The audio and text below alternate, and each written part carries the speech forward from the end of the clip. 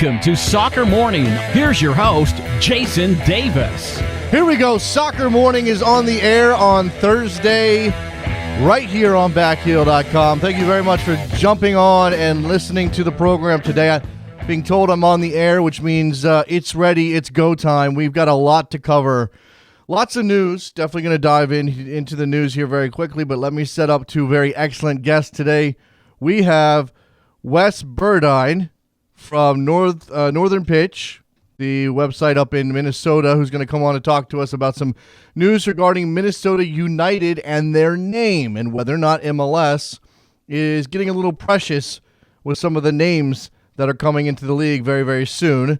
We're also going to talk to our friend David Emoyel about Italian football today, so you're going to want to stick around for both of those conversations. All right. So Wes Burdine coming up very soon, then David Emoyel, then your phone calls. So we're packing it all in on a Thursday, and it's a good thing, too, because let me take this opportunity to let you know that we will not be on the air tomorrow on Friday, taking a little bit of a trip. We'll be back on Monday, just a very brief interruption in the show schedule. Prepare yourself. If there's a show you missed, this is what you do, by the way. If we're ever not on the air, if there's a show you missed within the last, couple of weeks, go back and listen to that one. They're all available on iTunes via podcast. You can go back and check out a show you missed or an interview you missed. Some of this stuff it doesn't keep because it's all about things that are currently happening, but occasionally, I think that some of this stuff can be kept for a couple of weeks and still make sense. All right, let's dive into the news. Here we go before we get Wes on the air. Champions League results yesterday. Real Madrid goes to Rome and takes a 2-0 lead over Roma in that round of 16 tie. Goals from Ronaldo and Jesse, and guess what? This is pretty much done and dusted. Real Madrid taking a 2-goal lead back to Madrid is pretty unassailable for Roma. We're going to talk to David Emoyel about what Roma does, licking their wounds after that match. Wolfsburg gets a 2-3 away win at Ghent. Had to fight off a furious rally by the Belgian side in order to maintain their advantage. 3 goals away for Wolfsburg, and you would think that that's pretty much done as well, but certainly a high-scoring affair there in Belgium. Barcelona extend their record to 31 games unbeaten with a 3-1 win over Sporting Gijón yesterday. Lionel Messi scoring his 300th and 301st La Liga goals in the win. Luis Suarez scored his 40th goal on the season, 4-0 for Luis Suarez. I believe he is the leading goal scorer in all of Europe at the moment. Barcelona also extends their lead in the title race in La Liga to 6 points over Atletico Madrid, which is looking pretty much like Barcelona's got this one in the bag. Now it's all about the champion. Well, not now. They got to finish it out. But Champions League and Copa del Rey still there for them as well. The pots for the Copa America Centenario tournament set to be held in the United States this summer are set. We already knew that the USA, Brazil, Mexico, and Argentina were the pot 1 teams. Here's your pots 2 through 4. In pot 2, CONMEBOL teams of higher rankings: Colombia, Chile, Ecuador, Uruguay. Pot 3, the qualifying CONCACAF teams: Costa Rica, Haiti, Jamaica, Panama, and pot 4, the bottom 4 in CONMEBOL: Bolivia, Paraguay, Peru, and Venezuela. So you got the draw coming up on Sunday night at 7:30 p.m. Eastern in New York. We've got the United States looking at probably a difficult draw. If you were really, really, really, really hoping for a decent draw for the United States, you're probably hoping for Ecuador out of pot 2, Haiti out of pot 3, and probably Venezuela out of pot 4. That would be the best possible draw for the United States. Unlikely to happen, of course, but let's all cross our fingers. The Seattle Sounders forward Obafemi Martins confirmed his move to Shanghai Greenland Shenhua of the Chinese Super League last night via Twitter.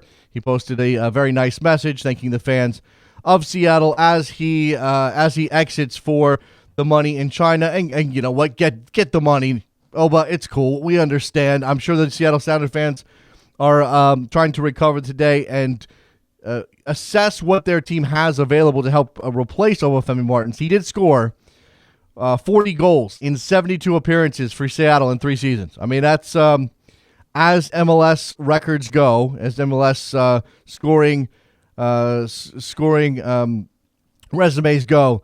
That is pretty strong. He scored 15 goals in 2015, 17 goals in 2014, and in 20 games, 8 goals in 2013. So Obafemi Martin's no longer a Seattle Sounder, moving on to China, where everybody's going these days because they got some cash. Europa League round of 32 matches. They're happening today. Midtjylland of Denmark hosting Manchester United. No Wayne Rooney. You know that, by the way. The prognosis on Rooney is a couple of months right now. So that's a big blow to lots of jokes out there. Whether or not it's a blow to Manchester United may be in the eye of the beholder. We'll see how Louis van Gaal responds to that news. Defending champion Sevilla are taking on Molde. Valencia against Rapid Vienna. Galatasaray facing Lazio.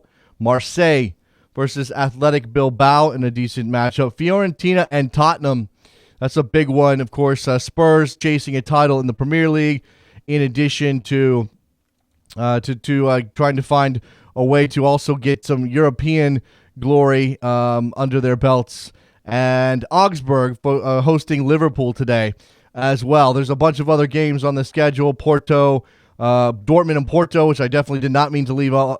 Dortmund hosting the Portuguese side. Sport of Prague versus Krasnodar. Sporting of Portugal versus Bayer Leverkusen as well. So lots of games coming up in the Europa League round of 32. All right, here we go. We are getting ready. Wes Burdine's going to join us to talk about this forced name change that likely coming, or at least reported to be coming, for Minnesota United as they become an MLS team in 2017. What this might mean for the brand of Minnesota United, and certainly what it says about MLS and the way we name our teams here in the United States of America. Following that, our friend David Moyel will join us to talk a little Italian football because you know we always do Italy. All right, let's take a break. We'll come back. Wes Burdine from the Northern Pitch. Don't go anywhere. Soccer Morning, backheel.com.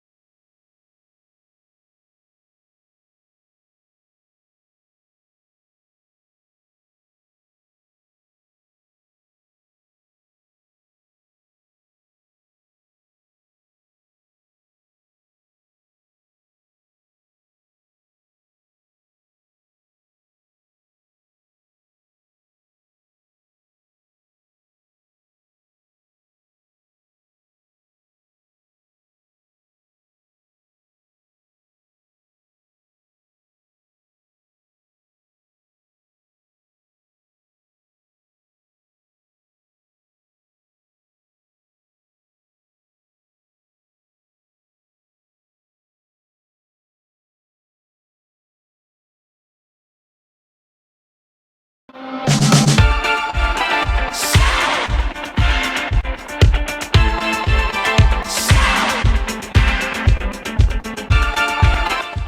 to Soccer Morning. Here's your host, Jason Davis. All right, we are back on Soccer Morning here on backhill.com. Very happy to have back on the show from northernpitch.com, Wes Burdine, who covers things out of Minnesota, many different things. In this case, we're talking about Minnesota United, the soon-to-be christened MLS team. Well, I don't know what they're going to be christened yet. Wes, how are you?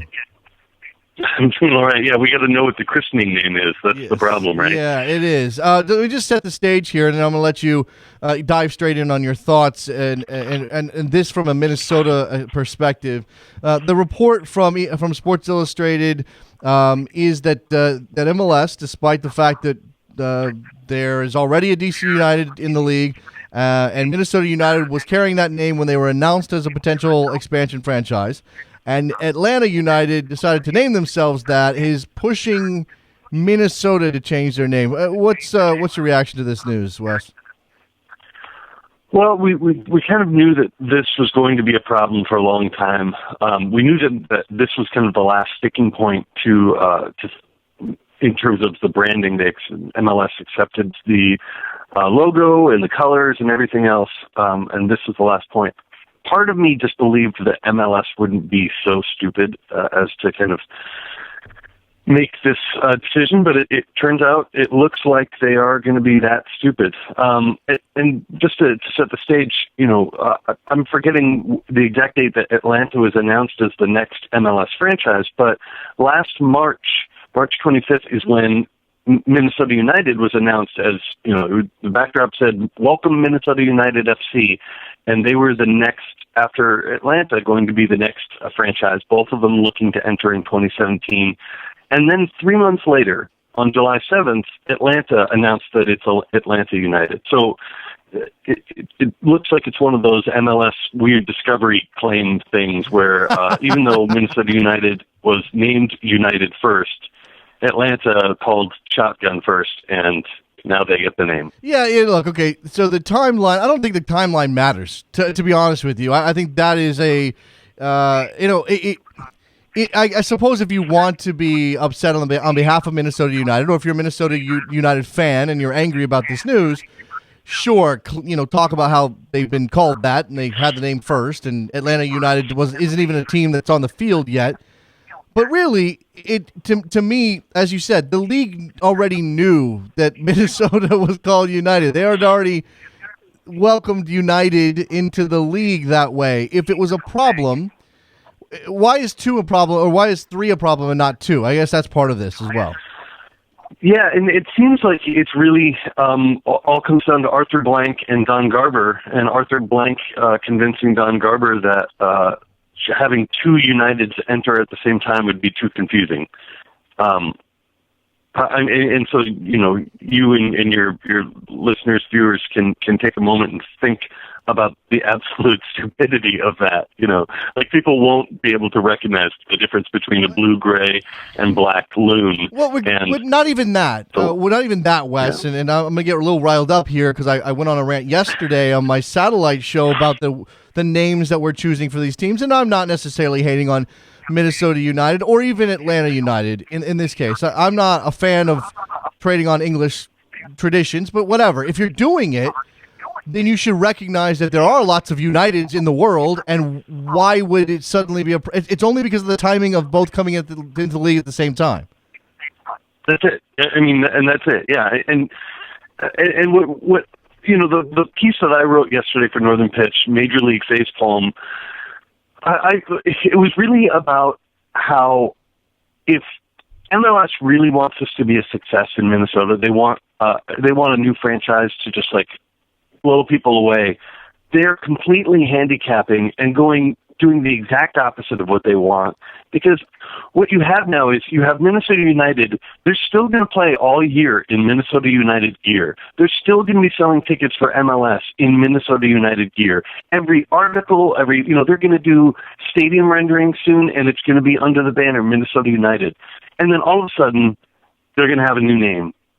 And, I mean, how is that possibly a good plan for a new franchise. It just baffles my brain. Yeah. There's a lot of weird things here. And again, if it comes down the troubling part, the part that I think is most offensive to soccer fans is the notion that Arthur Blank, who by all rights or by all reasonable assessments has been a pretty good MLS owner in the very short time he's been involved in the league, and seems like he's committed to his project. If he's just unilaterally saying no, you can't have them name United if we're named United, when again Minnesota had the name already and has a real team. Right. That's the part that bothers. I mean, that's certainly not going to rub fans the right way. Now, Wes, the one of the arguments I've seen levied against sort of getting up in arms about this is that, hey, Minnesota United hasn't been using the name that long anyway. I mean, previously the Thunder, previously the Stars, previously the Thunder. Oh, come on, Minnesota fans, that kind of attitude. Well, and really, it's not really about the name. I mean, there's some new fans who are really tied to the United name. It's more about, in the past, we've seen so much upheaval, and there's been, in the last decade, this will be the fifth name.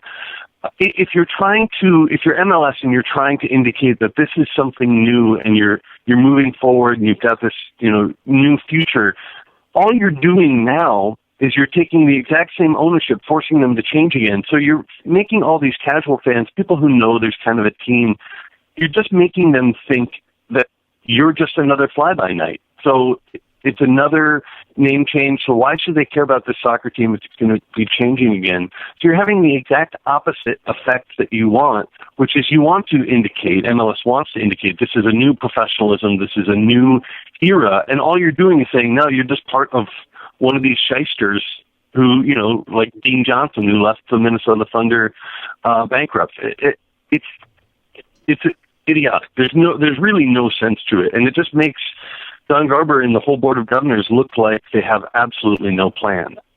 Yeah. This has not been sprung on the league. This is, and maybe to give the league the benefit of the doubt, Wes, maybe the league didn't see this as a problem. Maybe in the spirit of the way soccer operates around the world, with the name United being so ubiquitous, maybe they figured, hey, no problem here, especially since they allowed Atlanta United to go with United despite the existence of DC. And they probably thought, okay, well, Minnesota United's got their name and their brand, and it's a really great brand, and we'll come to that in a second. This isn't a problem until Arthur Blank picked up the phone. Yeah. Well, yeah, and I don't know at what stage Arthur Blank started insisting.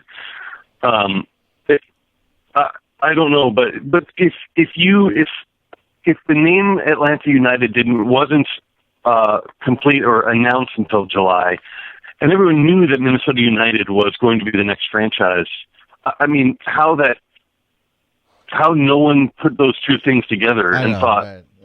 Oh, we should actually deal with this before you announce the name Atlanta United. I don't know. I mean, to me that just are there different people in charge of different things at MLS headquarters? I'm not sure.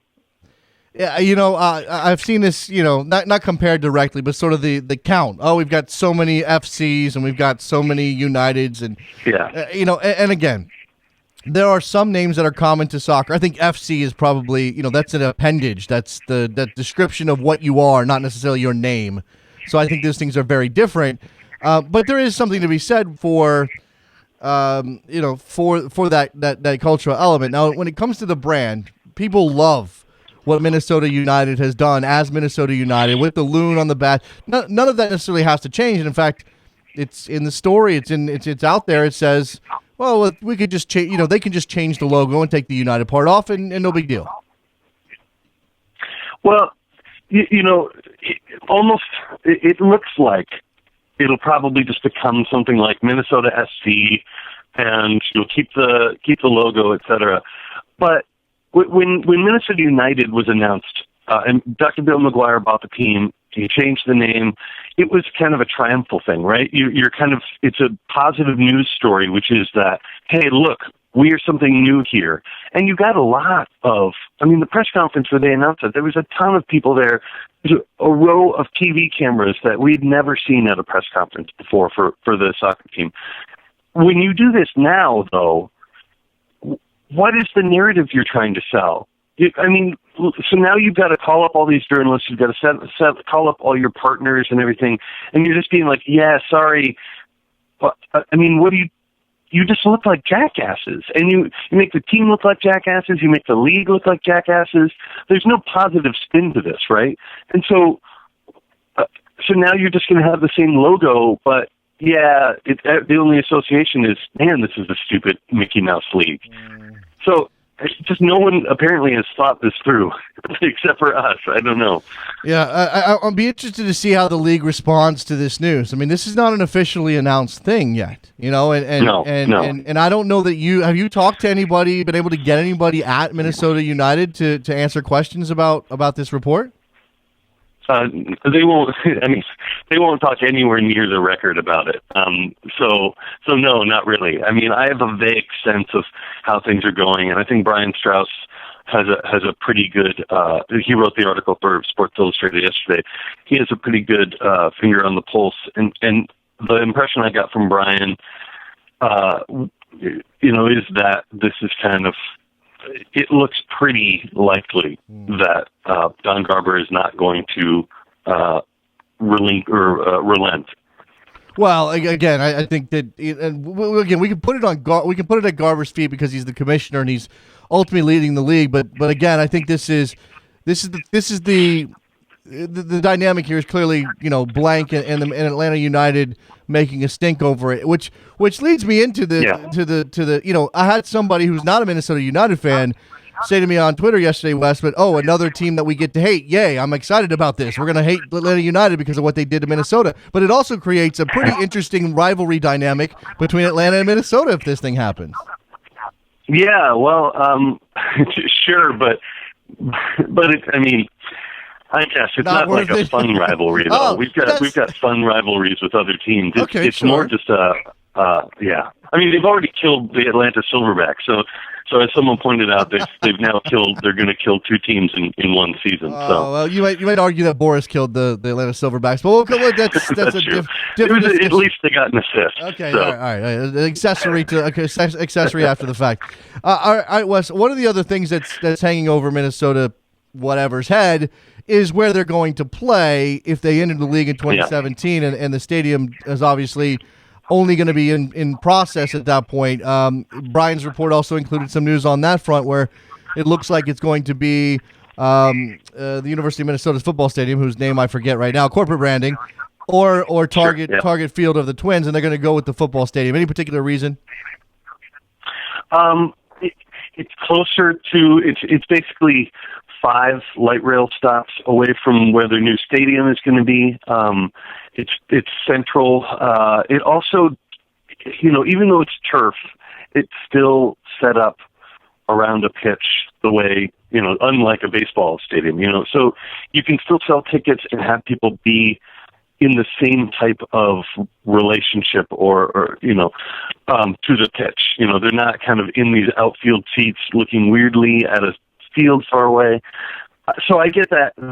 I think that's the idea. The other thing is that if you look at the Twins' schedule, you'd have the first year where you just have a lot of weird weekday games, I think. And so by doing this, they get to have a good schedule and play weekend games. They kind of get their pick because they're not going to be really competing with a professional baseball team who play 300 games a year or something like that. Yeah, Wes, this is interesting because obviously the new stadium for Minnesota, again, United, we're just going to go with that for now, is not going to be ready till 2018. We've already heard that Mercedes-Benz Stadium, whatever the heck that thing's called in Atlanta, is going to be delayed, and Atlanta United won't be able to play in that stadium to open up their existence. So you have the two teams that are coming in together in 2017, having to play in alternative venues and or be on the road for a very long time. And it makes you wonder, why not push both teams' launches back to 2018? But I guess from a Minnesota perspective, they simply don't want to do that. Well, for both Atlanta and Minnesota, you can understand they're putting up all this money right now, and at some point you need to see some money come back in. And the whole going to MLS, the promise is it's not riches, but at least it's a lot more revenue than NASL, and they need to start recouping some of this or seeing some of this more money come in, and so going that long without kind of getting some return is difficult for these investors. And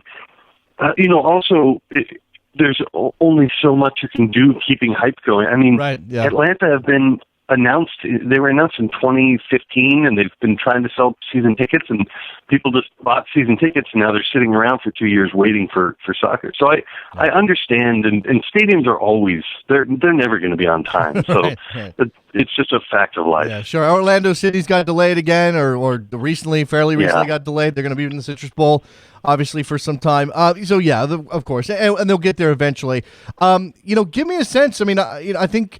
Because the focus has moved on to Beckham's travails in Miami, to LAFC and some of their announcements, people have sort of the spotlight's come off of Minnesota and their stadium situation. But is everything wrapped up? I mean, is everything done? Are we ready to go? Shovels in the ground?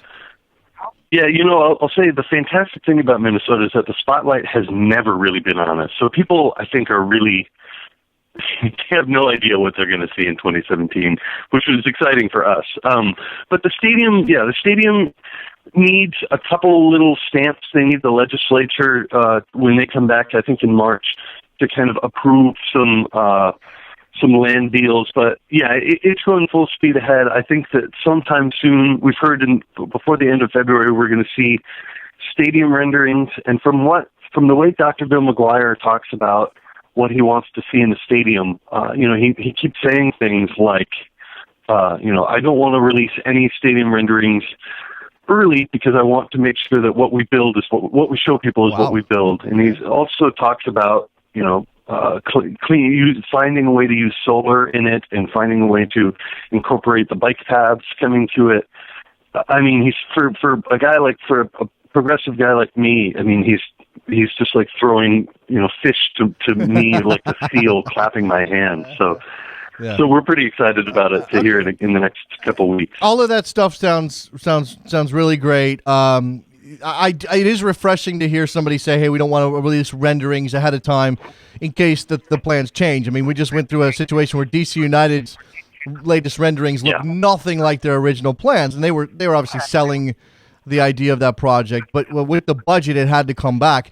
The budget's going to stay consistent for this stadium, and with the notion of incorporating it into the community and the bike pass and everything else. One of the things I saw him say was no. What are they called? The Skyways or the Skyways, right. Why is that a thing in Minnesota, Wes? Explain it to us people who live down here. Well, both of the downtowns of Minneapolis and St. Paul, you can walk through, and even actually most of the University of Minnesota, you can walk through without having to go outside. There's these kind of complex pathways on the second floor, these little covered bridges that pass between most buildings. And the idea is that, so you're not just building a stadium in this area, but they bought the land connected to it north of it, so that they could build a park, maybe a hotel, a bunch of things. And they want it to be not just a block of retail or something, but they want it to have little roads and have it be a little bit of not a neighborhood, but kind of put several streets going through it. And the idea is that they wanted it to have people out on the streets. They didn't want to kind of bring people up in the Skyway. So really that was Dr. Bill McGuire talking to Minnesotans saying, here's what we're going to do. We want to do this new thing rather than this old way that we used to think about Skyways. So okay. I don't think at any point anyone was really considering Skyways, but it's just one of the ways that Minnesotans have thought about development, which is to try to encourage moving around by not letting you go out or by having you be able to stay inside. Am I wrong to imagine that skyways are a thing because the winter sucks? Is that basically what it is? Yeah. Oh, that's completely it. Yeah. All right. I mean, because a couple weeks ago it was negative 10 degrees. That's precisely it. You live on a different planet, Wes. All right. Yeah. One of the other developments here that, again, didn't get a whole lot of run because we got this name change issue in the stadium is the word that the team's going to be able to bring up a bunch of their guys from NASL if they want to. That there's going to be a mechanism that allows them to avoid the whole releasing them and having to get into the rights issues that come with MLS. Just talk about what that means for the team and certainly continuity. Yeah, sure. Brian Korstad, one of the other editors at Northern Pitch, wrote a great piece last week talking about how he had kind of come on this news and broke this news that normally what would happen is if Minnesota has someone like Christian Ramirez, their striker, and they want to bring him to MLS, they would have to put a claim on him and use one of their, I think 8, and I'm going from memory here, so I may get this slightly wrong, but one of their 8 to bring him into MLS. But now what MLS is saying is they don't have to do it that way. You can bring in whoever you want on this kind of extended, who's ever on long-term contracts. You can do that, and there will be no discovery claims from other teams on your players. And this, I think, for some people watching, there's been rumors that there wouldn't be an expansion draft next year, and this kind of gave a little bit of insight that perhaps there won't be, and the reasoning is that usually your team coming into MLS would be composed from expansion draft, those 8 players that you get to bring in, et cetera. There's kind of it's broken down. And if you allow them to bring in a lot more people into MLS, then you don't really need this expansion draft, which, to be honest, isn't that. I mean, NYCFC can tell you it's not really that helpful anyway. Right. And so that's pretty big news, and especially because I think that it makes the other teams in MLS not have to give up these players. It doesn't dilute the pool, and MLS or Minnesota United can find better players elsewhere and bring them into the league and make the league better. Yeah, it's kind of ironic that they may be able to have this continuity. This is going to make it feel again. Of course, the legal entity is going to change based on the structure of the league and the ownership situation that really the fans shouldn't have to worry themselves with, Wes. But this is going to give that sense of continuity between the currently existing team and the MLS team, except, we got to change the name. Right. Yeah, and for people watching this year, you've got, we know that our 2 fullbacks are going to be almost certainly, they're on long-term contracts going to MLS. And you have MLS players like Ben Spies, Danny Cruz, and Bernardo Añor. Well, Añor is on loan, but Spies and Cruz who've just joined the team, and you would think that this is an audition to bring them into MLS. And so it'll be great to have, next year not see a completely different first 11, and to have them start building towards something so that when they start next year, they're not putting players who don't know each other on the field, so that they're kind of they have some momentum. If you're looking for all of the updates, all of the commentary on Minnesota United and the name change, and obviously any stadium updates, make sure you check out northernpitch.com, where Wes is an editor alongside Brian Korstad, who he mentioned, who we've had many times on the show over the years. Wes, here, let's just sort of take stock of what an expansion team coming into MLS needs to do. One of the things that people talk about alongside the stadium and putting together a senior level roster, hiring a coach, if you're going to do that, if that's a necessary thing, is the academy situation. How is the youth soccer scene in Minnesota in terms of the talent level, and then how does Minnesota United go about maximizing that? Well, it certainly isn't Southern California. There's a lot of things kind of going against Minnesota. There's 2 existing developmental academies in the Minnesota Thunder Academy. which used to be associated with the Minnesota Thunder, our former professional team, and then Shattuck St. Mary's, which is where Teal Bunbury came out of. Minnesota Thunder Academy has produced players like Mukwele Akale, who is at Villarreal and is going to be amazing. He's touted to be one of the best American players. You've got players like Jackson Ewell, who's in college at UCLA, I think somewhere in Southern California, and people rave about him as a central midfielder. So you have some gems coming out of our academies existing. It's not. It certainly is. It's not like Worcester, Pennsylvania, or Hershey, Pennsylvania, bringing out all these players, but we have to figure out, and we, all soccer fans here, need to figure out what's the relationship going to be between Minnesota United and either the Thunder Academy or Shattuck St. Mary's. And I know that there's ongoing conversations with those academies to figure out if there will be some sort of affiliation. And I imagine in the next year or so, those will get hammered out, especially because Minnesota United would certainly like to claim someone like Jackson Ewell as a homegrown player once they associate with Minnesota Thunder or something like that. So there is a pipeline. Minnesota has a very high soccer participation rate among youth compared to their when you take into consideration their the population of the state. So it's there, but it's just there's no Division I men's college team, for example, and so there's certain things going against it that Minnesota United has to develop. They've got to build themselves. All right, we're talking to Wes Burdine from northernpitch.com, MNNiceFC on Twitter. Is that right? Yeah. That's correct. Yeah. Wes, last thing here. If you had to guess, obviously without actually talking to the team, without confirmation that this is happening, but a solid report from a good reporter in Brian Strauss, what would you expect Minnesota United to do about their name?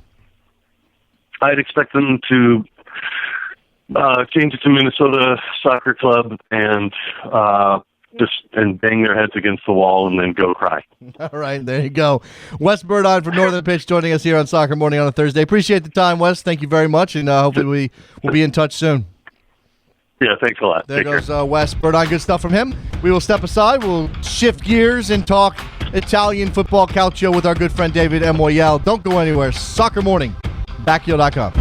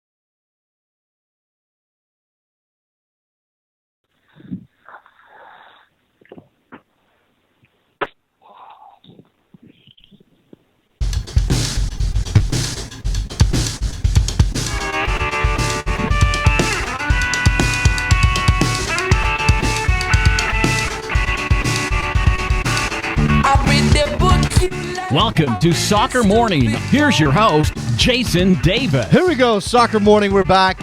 We have on the line our good friend David Amoyal from GianlucaDiMarzio.com. He's going to talk about Italian football, as he usually does. Calcio, soccer, whatever you want to call it. David, how are you? I'm doing great. Thanks for having me on, Jason. Thanks for coming back. All right, so David, let's start with the Champions League. Obviously, a couple of Italian teams left in this competition, round of 16. We know Juve is a defending finalist, and we'll come to them momentarily. But Roma in this competition, hosting Real Madrid. Look, this was always going to be very, very difficult for Roma, and ultimately they fall 2-0 at home. I want to say it's over. David, is it over? Yeah, I would say so. Odds are it is over, but I thought Roma played pretty well overall. Well, obviously, a couple of goals from Real Madrid on the road changes everything and makes it very difficult for Roma going back into that second leg. In terms, if it is over, and we can imagine it's going to be difficult at the Bernabeu, how would you rate Roma's performance in the Champions League going out in the round of 16? Well, they were pretty lucky to get out of their group. I think they were one of the only teams to leave with such a low point total. I think only another team had left. They had lost some big games and struggled in others, but they got through. They were rewarded with a home match against Real Madrid. They, for once, got a big gate receipt. They had over 50,000 people there. They made over €3 million for the match, which, is really good. Roma really needs that extra revenue getting out of the group stage, helped in that as well. Real Madrid was always going to be a tough draw for them, especially Ronaldo has really had their number. He scored 4 goals in 5 games against them in his career. So he's done well there. I thought they played pretty well. Roma, what's helped is the coaching change that they made, bringing back Spalletti. He, I think, has really changed the dynamic of the team. He's used a lot of different formations and tried to change things up, while the previous coach, Garcia, was very rigid. So even if they go out, and that seems to be the case, I think, it might help them try to qualify for next season's Champions League, because they're in a tough battle for third place in Serie A. And as long as they don't lose, in horrific fashion at the Bernabeu, kind of how we saw in years past against Bayern or Barcelona, and then that really kind of helps their confidence. Unless it's a disastrous loss there, I think in a way it might help the rest of their season if they lose after this stage. Yeah, well, I mean, it's sort of an odd the way that the two European competitions intersect is odd, David, in the fact that if you go out, in the group stage as the third place team, you drop down into the Europa League. We're obviously seeing that with a couple of teams, Manchester United playing a lot of the games today in the round of 32. Yeah. And yet, here's Roma. They make it to the round of 16 in the bigger competition, and they're not going to be going into the Europa. As you said, maybe going out of this competition at this point helps them with their charge to try to get back into the Champions League next year and get to third place. But is it kind of disappointing that they won't have a chance to go and get some European hardware in that other competition? To me, it's really a balance. It's very interesting. Napoli's president last season said that, if you go straight into the Europa League, so you hadn't qualified for the Champions League and you go straight to the Europa League, you have one mindset of trying to win it. In the Europa League, with the benefit of that is if you win the Europa League, you go back to the Champions League. On the other hand, if you're coming out of the Champions League group stage, you've at least already made the revenue from that. And then you go into Europa League, and then it really depends where you're at in your league season. I think, for some clubs, what's appealing about the Europa League is if you win it, you get the Champions League next season. But at least Roma, I really can't stress enough that over $3 million they made yesterday just in gate receipt for that match against Real Madrid. So I think all things considered, things went pretty well for Roma. I don't think they were a team that had a chance of winning the Champions League. Yeah. So if they go out this round and can still focus on Serie A, that wouldn't be too bad. Obviously a project there at Roma trying to build themselves up where they can compete with a Juventus, who's obviously top of the table right now, a point up on Napoli, thanks to a big win on the weekend. Before I come to that and the state of the league and the fight for third place and that last Champions League spot, let's talk about Juventus. They've got an incredibly difficult challenge as well, David. Yeah. Well, yeah, they faced Bayern Munich, and, when they did the draw, I really felt Juve had a really good chance against every team other than Barca and Bayern Munich. The silver lining for Juve facing Bayern is they have a lot of injuries. Like, their defense is really ravaged by injuries. All their starting center backs are out. So Juve could capitalize on this. Now, Juve isn't incredibly healthy either. Chiellini and Alexandro might miss the match. Mandzukic isn't 100% healthy, and I think he would have been very valuable since he also used to play for Bayern. I think what helps Juve is their coach Allegri has a good track record against Guardiola in the Champions League. So considering all the injuries, I still think Bayern's the favorite, but I think it's closer now than we would have said a few months ago. Well, what does what kind of result is going to do here in order for there to be any chance at all after the first leg? Well, I think they can't give up a home goal. That would be really disastrous. I think, Juve has a lot of players peaking at the right time. It's not surprising that Pogba's been starting to play a lot better since they've been on this 15-game win streak in Serie A. Dybala got off to a pretty good start of the season. He turned out to be really sensational recently. At least they have a healthy Khedira. He was in jeopardy of missing this match, and he's really, really valuable to Juve. He's definitely not a player you can count on to play a ton of matches, but when he does, boy, does he make a difference. I actually think when he plays, he's better than what we saw from Vidal last season. And interesting, Vidal, who's now playing for Bayern, he's been somewhat of a bust for them. So I think Juve is also going to be energized to prove to their fans that selling Vidal was the right thing to do. And so I think that's going to give them even more motivation. But on Tuesday, I think, if they win 1-0 or it's even just 0-0 and they go play it in Munich, I think they just need to avoid giving up that road goal. So there it is. I mean, that's obviously a difficult challenge for Allegri to lock things down at home because when you're at home, you want to push forward, you want to get the goals that you're going to need in the away leg. So clearly a difficult balance. Oh, absolutely. I think, though, Juve has shown that they really are a mentally tough team. They've played some big games on the road last season in the Champions League, so I don't think it's a huge factor. They do have a pretty good home field advantage at Juventus Stadium. But, I trust that even if it finishes 0-0 on Tuesday or they win with a small margin, they would still have a fighting chance in Munich. So there you go. By the way, with all of the San Siro and all of the great European stadium names, for it to be Juventus Stadium is kind of disappointing a little, David. I mean, go ahead. Yeah, they've for a while they've been thinking of getting a sponsor to name the stadium. They haven't found anyone to meet their price. So yeah, I agree. It's not the most exciting name. Their previous stadium was called Delle Alpi because it was close to the Alpi Mountains there. But at least the new stadium is much, much better than what they've had. I was there recently. It's, I would say, pretty much the only stadium in Italy that I would say is really to the level of what you see in England and Germany. Yeah, and you and I have had many talks about how Italy catches up on that front, whether they ever will. Obviously, Roma's got their project that they want to build a new stadium. All of these things are trying, Italy is, in order to keep up with the rest of Europe, certainly Germany, England, Spain, needs to be on that level. All right, so Juventus is, a difficult challenge in the Champions League coming up next week as they host Bayern Munich, but they also have obviously a difficult challenge in Serie A as well. Up 1 point on Napoli, a win over Napoli last weekend gives them that lead. Are they going to be able to hang on to it? I would say Juve is the favorite to win Serie A, regardless of if they get past the round against Bayern or not. They've been really on a great run. They've won 15 in a row. I think Napoli is a really, really good team. They're just not used to being at the top and winning. Like Allegri has been there. He already has 2 Serie A titles. He's coached in the Champions League. Napoli has an excellent coach in Sarri, but the game against Juve was really the biggest game of his career so far. He had never coached something on that level. And I think in Italy, with tactics, managing the media, managing all the expectations and the drama surrounding Italian football, having a coach that's used to winning gives Juve an edge. So I think, Napoli is far from out of it. A lot of people said, there you go, Juve won.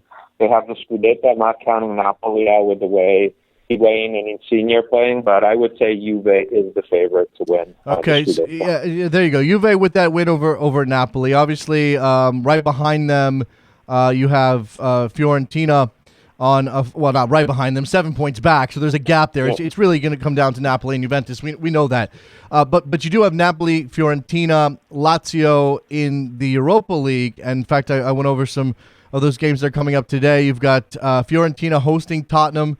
You have Napoli away to Villarreal, Lazio away to Galatasaray. Am I missing anybody else? I think that's everybody. Yeah, I right? think that's it.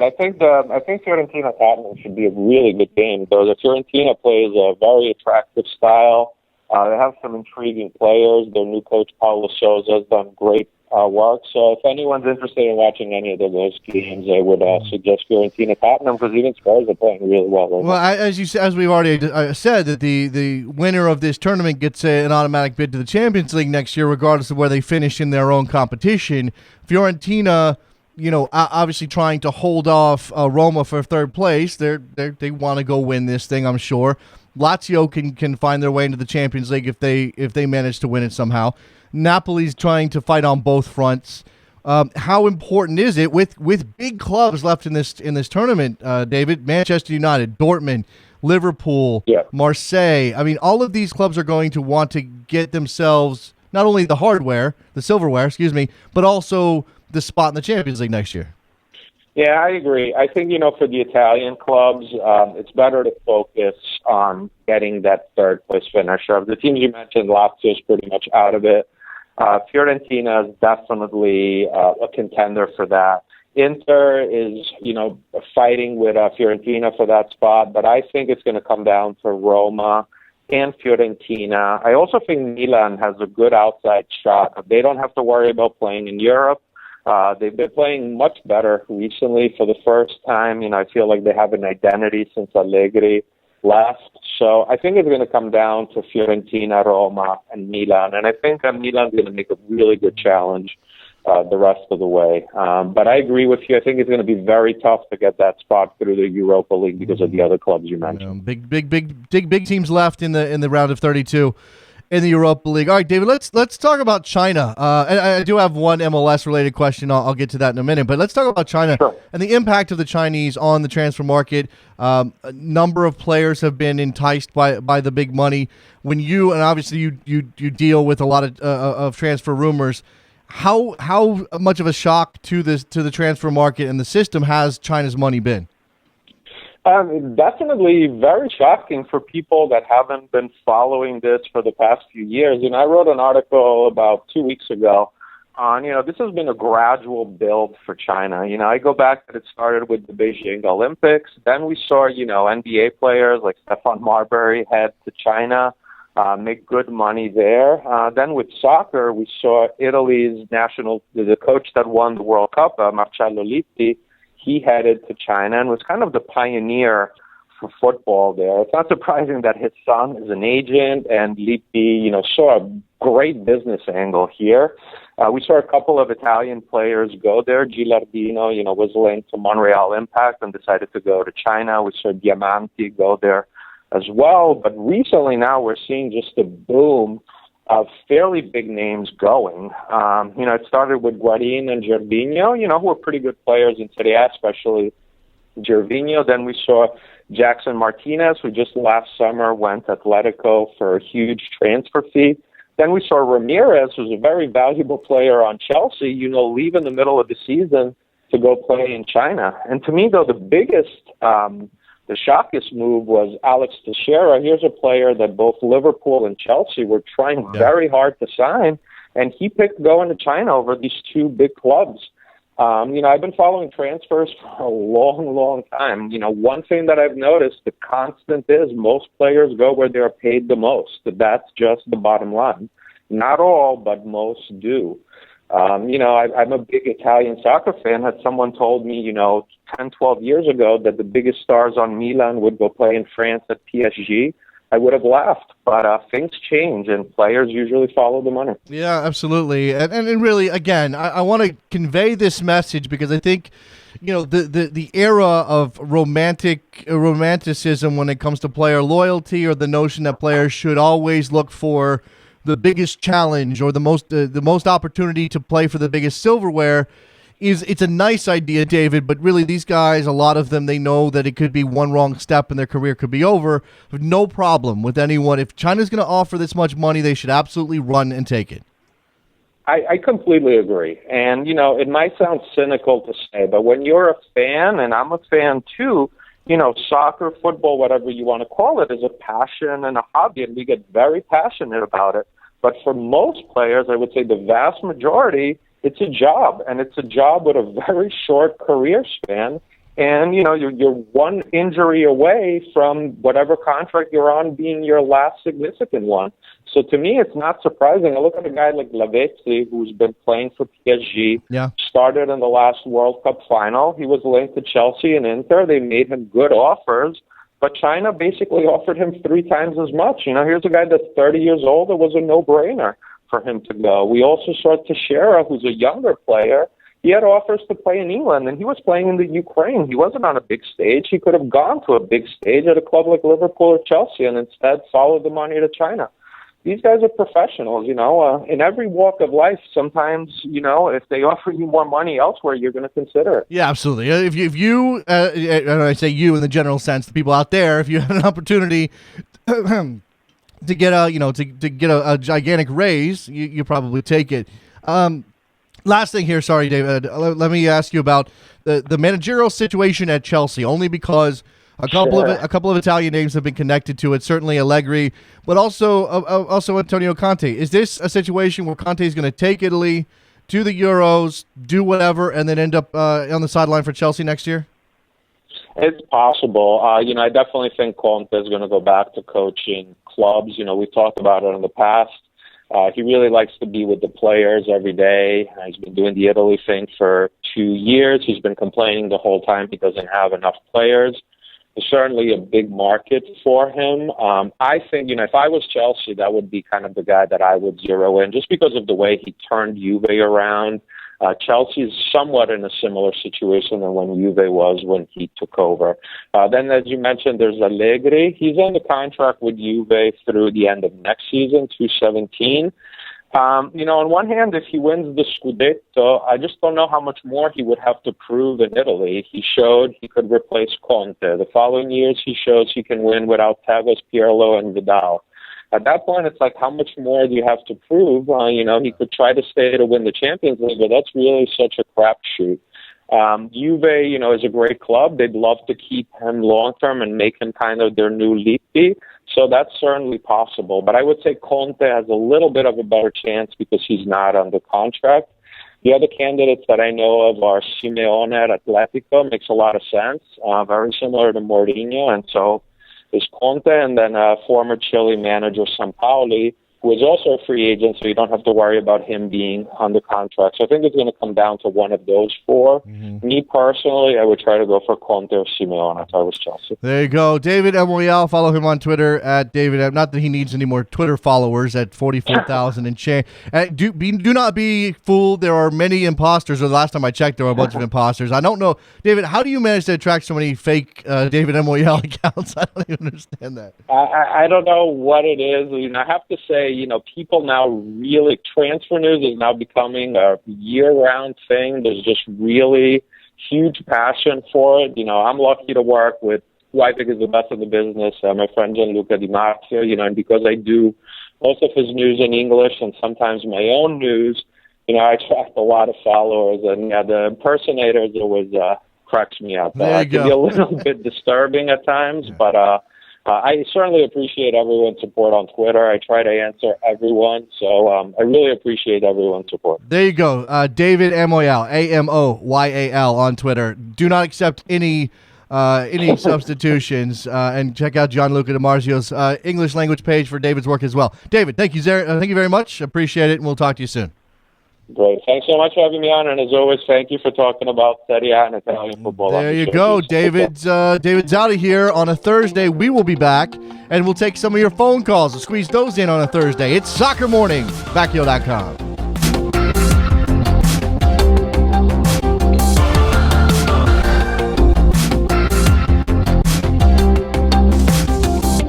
Wide awake in the middle of the desert heat.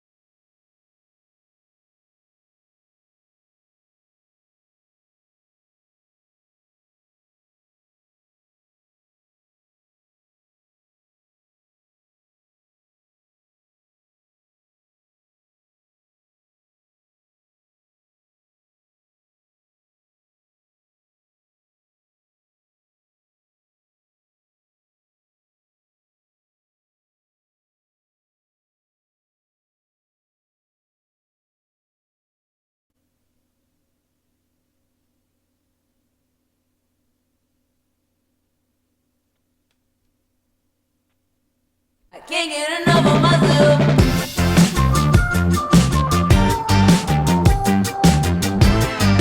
Welcome to Soccer Morning. Here's your host, Jason Davis. All right, we are getting ready to close out a Thursday edition of the program. A reminder, we are not here tomorrow. I am off tomorrow, just a quick, long weekend jaunt, and then we'll be back on Monday. I may be very tired on Monday, but we will be back here. I will be sitting in this chair.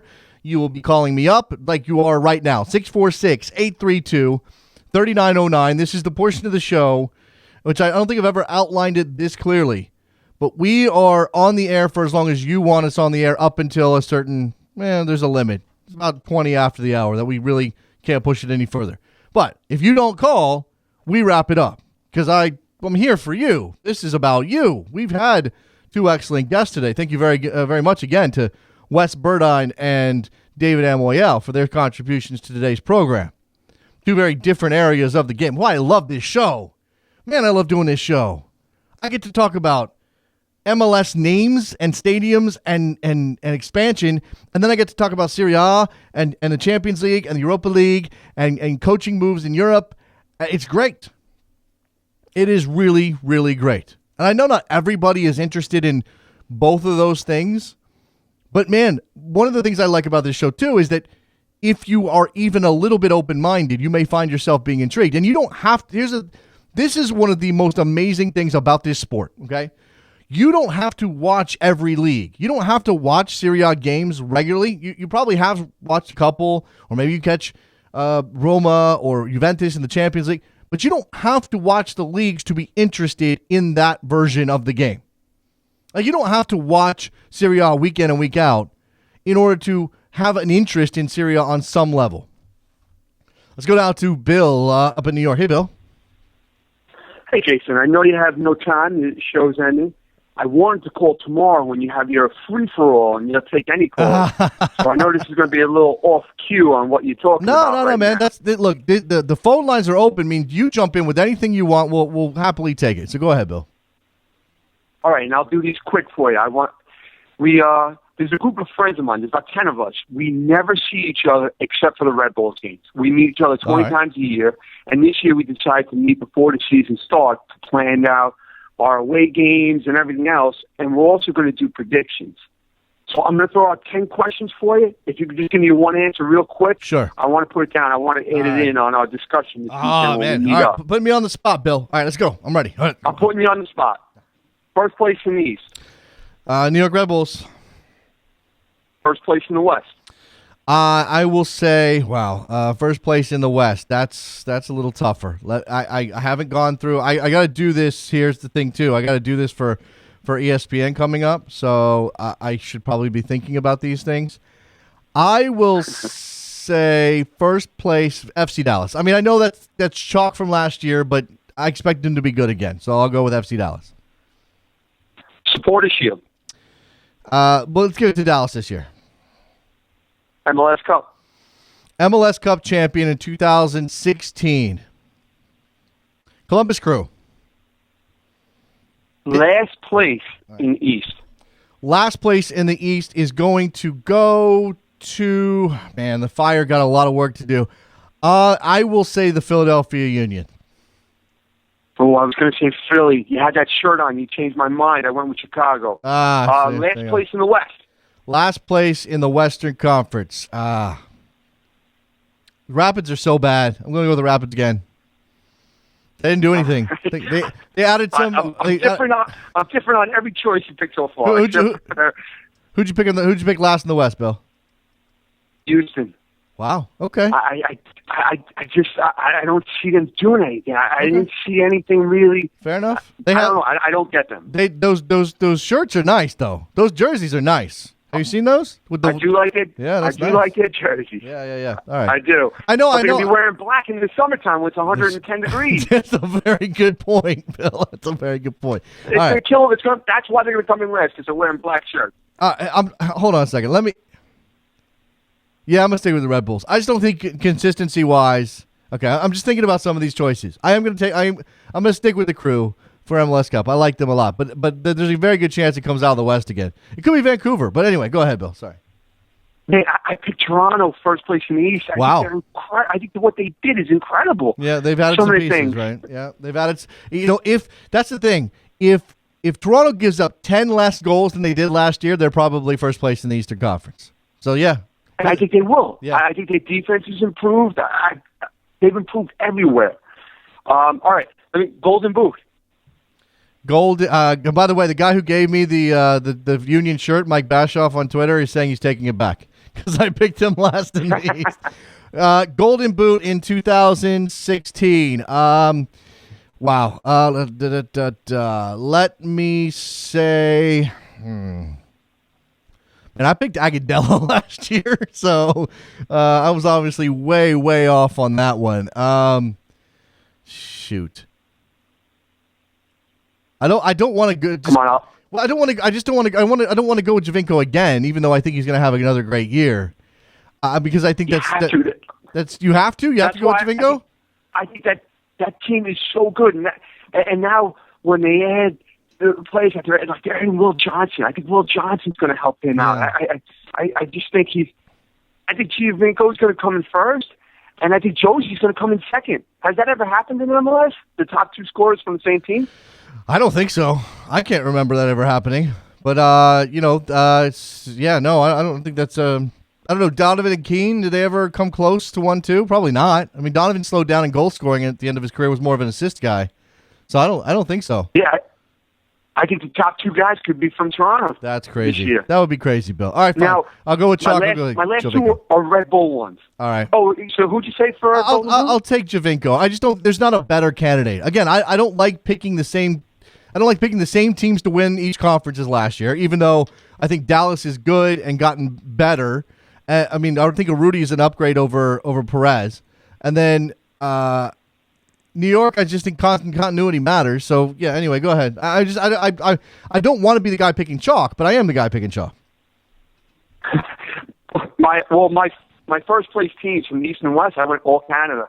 I went Toronto, Vancouver. Okay, well, those aren't bad picks at all. All right, so what was the last two, the Red Bull pick? Now, Golden Boot for Red Bulls. I mean, it's BWP. I mean, how can it not be BWP? I think it has to be Verone. If this team is going to take a step in the right way, the DP that they signed last year, this guy has got to be good this year. A different question, Bill. Whether it has to be Verone, it's going to be BWP. He's the guy who puts himself in the best spots to score goals. He's the guy who gets in on the end of the Roy Sam crosses. All right. This is good. My friends always think all I do is repeat everything you say, so I'm going with different answers. I like it. All right. Well, you're being hopeful on Verone. Let's just make that clear. You're not using your head. You're using your heart on Verone. That's fine. Go ahead. And I almost think when we're spending money like a small market team, the way we are, that when we sign DPs, they have to work. Yeah. So I'm hoping that these guys know what they're doing. And they did last year, and I hope this works out. Okay. I got to run, Bill, so let's do the last one. All right, last one. How many points do we get from New York City this year?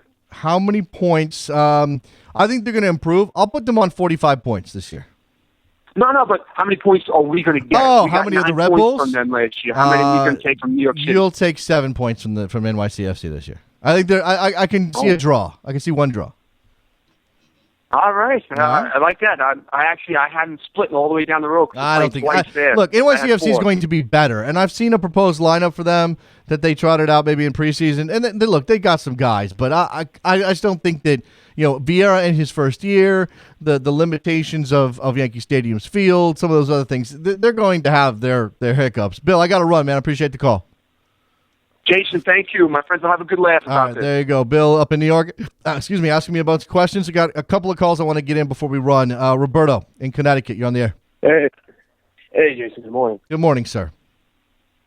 I was just wondering if you could pull up quickly the teams placed in the four parts of the Copa America and pick a group of death for the United States. I'm sorry. I heard the group of death question. What was the first question? I'm saying pull up the draws for the a group of death for the U.S. Okay. Death question and an easy group. I did an easy group this morning at the top of the show, but I'll do that again here in a second. The worst possible group for the United States, I'm going to say it's a toss-up between Colombia and Uruguay, although I'm not underrating Chile. Don't get me wrong. I think anybody but Ecuador out of pot two. Ecuador.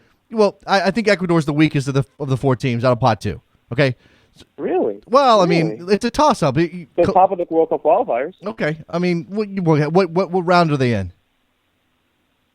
That's a really long process down in CONMEBOL. I'm not saying that they're not good. But it's a good start too. It's a good start. Yeah, they're all tough. They're all tough. I mean, you really take your pick out of pot two. It's going to be a tough out. That's going to be the favorite in the USA group. Yeah. That pot two team, Colombia, Chile, Ecuador, or Uruguay, is going to be the favorite in USA's group. Pot three, the worst possible of those four is Costa Rica. There's no doubt about that. Pot four, I don't think it really. I mean, I would say Paraguay is probably the toughest out. Maybe Peru. Paraguay or Peru are the toughest two teams in that group. If you get Bolivia or Venezuela, you feel pretty good. So it's USA, anybody out of pot two, but maybe Uruguay, Ecuador, maybe. I mean, Colombia's got talent. Costa Rica and Peru probably. The easiest possible group is USA. I threw out Ecuador. If you want to say Chile, that's fine. If you want to say Colombia, that's fine. Those are still really tough teams. Again, those are the favorites. Haiti and Venezuela, probably. Do you think that it's possible if they have a group of deaths and that they can finish first, or are you still not confident enough? They're going to be. I think getting through in second place is pretty much the best you can hope for.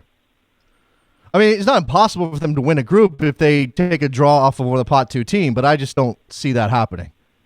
I mean, I just don't see them winning the group in any of these. In any scenario, Colombia is the favorite. You don't see them winning the group at all. No, I mean Chile, Colombia, Ecuador, Uruguay. Those are all the favorite. All four of those teams are the favorite to win the group, no matter who the United States draws. So I don't see them winning the group. In fact, I mean, I think it's going to be really hard for Mexico to win their group as well. Brazil, Argentina, it's a little bit of a different story, obviously. No. I mean, I'd imagine that maybe the United States, given the size of the tournament, and you want to perform on home soil against these strong nations, that they want to go all out. Well, okay, but here's the thing, that in order to win the group, the United States is going to probably have to draw against the pot two team. That's possible. Yes. That's possible. But then they're probably going to have to wax the pot 3 and pot 4 teams. I mean, we're talking about 2-0, 3-0 type score lines, 3-1 type score lines in order to have goal difference over the pot 2 team. And I don't know if I see that. What's good about it is that they open the tournament with a pot 2 team as well. Well, then they'll know exactly what they need to do, right? Because you would have any pot 2 team as major favorites over the rest of those teams, the pot 3 and pot 4 teams. So the pot 2 team, and it's all about USA and whoever they get out of pot 2. Absolutely. All right, I got to run. And the goal is to get out. Yep. Yeah, no worries, Jason. Thank you. Appreciate it, Roberto. Excuse me. It's going to be interesting. The draw is happening on Sunday. We'll know on Monday. We'll spend a lot of time talking about it. Al, you're the last call of the day. What's up? Hey, what's going on? Not much. Just want to talk about this situation with Minnesota and their use of their name. I think it's just outrageous for them to being told that they have to give up their name because of an NFL owner. Yep. Complaints about it. Yep. I agree with you. And that's I part. think it's ridiculous. And that's part of the problem right now. MLS is doing well, but the problem is you got some of these NFL owners who just kind of just barge in and tell some of the other owners, "Hey, this is our name. We picked it," and everything else. I don't know. Well, I don't know if Arthur Blank's it's because Arthur Blank's an NFL owner or because he's just got a lot of cash and he's coming into the league. He's coming into MLS as a big figure. I mean, certainly, look, the Crafts have big pull in MLS. We know that. You've got AEG. He's got big pull. He's not an NFL owner these days. I don't think that Kroenke's got big pull in MLS, even though he's an NFL owner. I think that it's not about NFL owners. It's about the attitude of Arthur Blank and sort of the rest of MLS, or certainly Don Garber, sort of. Deferring to that guy. And yeah, Don Garber's a former NFL guy, so maybe there is something to that a little bit, Al. Yeah, I think there's something to that. These owners who got big money and everything else and who do other sports ownership from other sports leagues and everything else, and they just go ahead and just barge in and tell the small owners in the league, "Hey, I have the rights to this name and everything else. Don't you use that one, even though you guys are using it from a lower league and everything." Yeah. I think it's just ridiculous. It is, Al. I appreciate the call, man. I got to run. We're going to wrap up this edition of Soccer Morning. Thank you very much to Al, Roberto, Bill. You guys are great callers. All of you regulars, good stuff there. I don't know. Has everybody got a shirt name? I mean, shirt number? I'm not sure if Al and Roberto and Bill all have. I know, whatever. Somebody has one. All right, we got to run. My apologies to anybody else who's trying to get in. We've got to get ready for the SiriusXM show. If you have a subscription, go listen to us over there. Reminder, we are not here tomorrow. Taking a long weekend. We'll be back on Monday. We'll talk about the Copa America draw and everything else that happens on the weekend. Thank you very much to David Amoyal and to Wes Burdon. We'll see ya. Bye.